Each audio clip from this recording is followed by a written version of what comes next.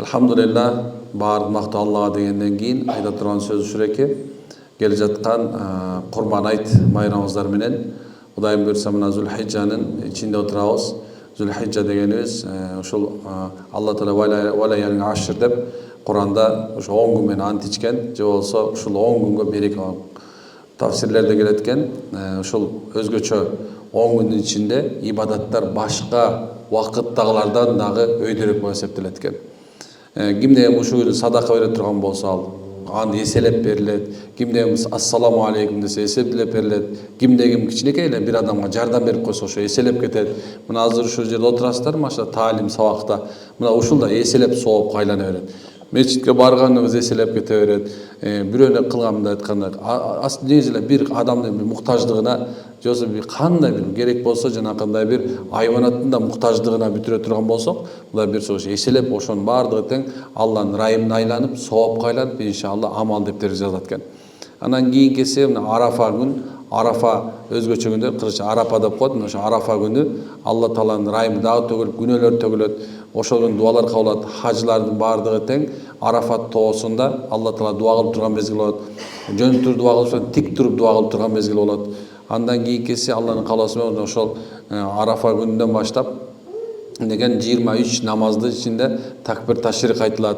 Эркек кишилер мындай мечитте болуп, ошондой эле көчөдө жүрсө дагы мындай дайым такбир айтып жүрүшкө жакшы экен. Аллаху акбар, ла илаха иллаллах, валлаху акбар, ва лиллахил хамд деп ушуну айтып жүрөт. Аял кишилер болсо ичинен дайым ушуну айтып турса жакшы болот экен.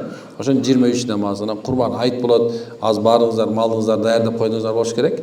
Сойгонго Кудайым буйрса ар биринде жок дегенде бир жаштык кантип бир кой сойбосун туурабы?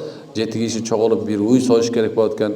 Каны канга, эти этке дегендей Алла Тааланын райымы болуп, жаныбызды бир койду курбанчылык кылыш менен ахиретибизди тууралап сатып алат экенбиз. Эртең кыямат күнү Алланын алдына барган мезгилде мине турган маркап, мине турган бир унаа болот айтылат. Кыяматтын ыл көпүрөсүнө өтүшкө мүмкүнчүлүк берилет экен. Мына канча сонун күндүн ичинде турабыз.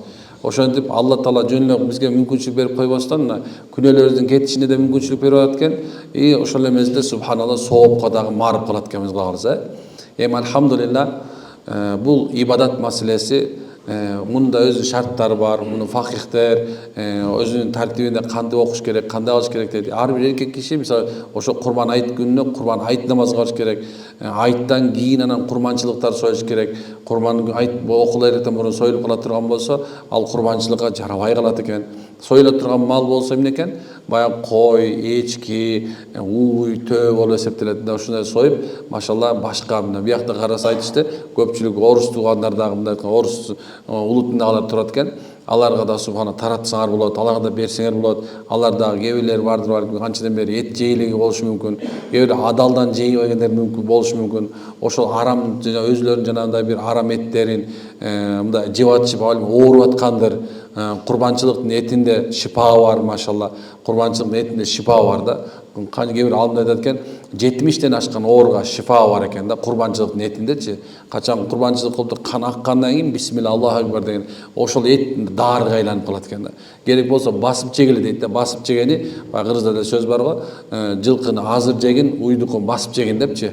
Ошондой сыяктуу эле мисалы курбанчылыкты кылганда некен ошол шифага айланат экен. Көпкө чейин өзүңөр сактап коюп улам жей турган болсо дагы көптөгөн ооруларга шифа болот экен иншалла.